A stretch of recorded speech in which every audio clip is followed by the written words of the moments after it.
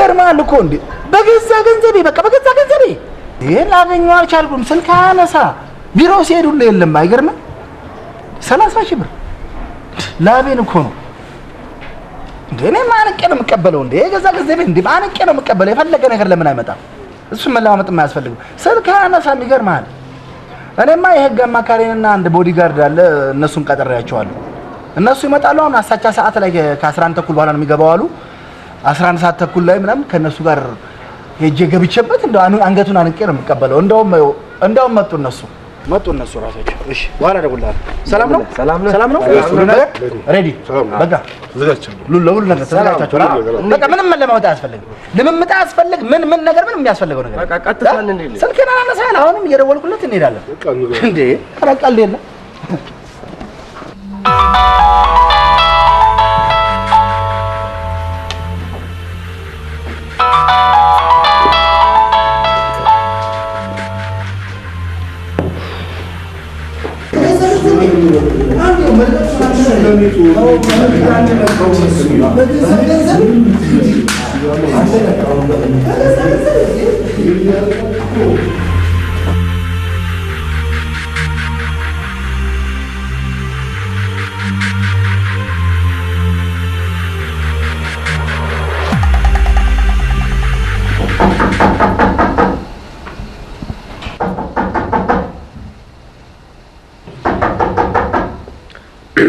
ይግቡ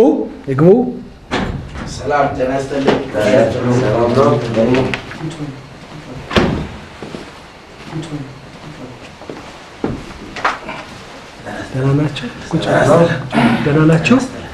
ደህና ናችሁ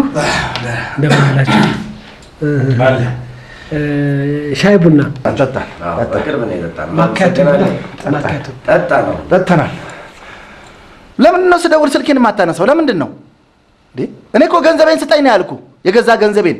ያንተን ገንዘብ አምጣን አልኩኝ 30 ሺህ ብር ቀልድ ነው እንዴ ለምን ነው ስልኬን የማታነሳው ለምን ነው ቢሮ የማትገባው ለምንድን ነው ራስን የምታጠፋው እንዴ 30 ሺህ ብር እኮ ስንት ስራ የሚሰራበት ነው ለምን ነው ገንዘቤን የማትሰጠኝ ለዚህ ነው ከህግ አማካሪዬና ከግል ሴኩሪቲ ጋር ተያይዤ የመጣሁት ለምንድን ነው በዚህ በአሳቻ ሰዓት የመጣሁብህ ቢሮ ሰዓትም አትገባም ለምን ነው ገንዘቤን የማትሰጠኝ ልናገር ምንድነው የምትናገረው ገንዘቤን ስጠኝ በቃ ገንዘቤን ነው የምፈልገው እሺ ጋሽ እኔ ገንዘብን አልከለክል ገንዘብን የመከልከል ፍላጎትም የለኝም እኔ በአጋጣሚ ብሩን ሰጠኸኝ ጠቀምበታለሁ ብዬ እንዳያስኩት ማማ ትልቁ አረፉ ተብሎ አገር ቤት ተደውሎ ሄድኩ አገር ቤት ሄድን ማማ ትልቁን አልቅሰን ቀበርን ተላቅሰን ስንመጣ መንገድ ላይ ሽፍታ ይዞ ሌሎቹን እኔ ላይ ምን እንዳያላቅም በቡታንታ ብቻ ሸኘኝ እንደምንም ግድ የለም ይሁን ብለን ለምነን እንደገና ተንፏቀን አዲስ አበባ ልክ ስንገባ እንጨት መሰንጠቂያ ድርጅት ተቃጠለ ተብሎ ልክ እንደገባሁ የእንጨት መሰንጠቂያውን ገና እየነደደ ነበር ደረስን ያንን ለማጥፋት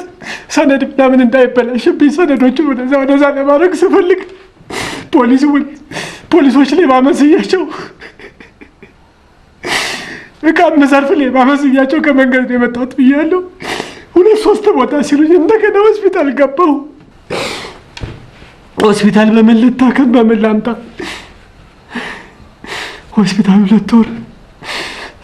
ወር ተኛሁ ስወጣ የወንድሞቼ ልጆች አሉ የራሴ ልጆች አሉ የትምህርት ቤት ሂሳብ ተባለ ያንን የትምህርት ቤት ሂሳብ ከታባት ላምጣ አገር ውስጥ ገቢ መጣ እሳት ቆርሶ መጣ አልቃል ወንድሜ እስቲ ያዛት እስቲ ወንድሜ እንደማቸክልብኝ ያገለጋሽ በፈጣሪ እስቲ ተቻላችሁን እስቲ ኪሳችሁ ውስጥ ያለውን ለወንድሜ ጋሽ ኮና ከራዳምሽ ብትጨምርልኝ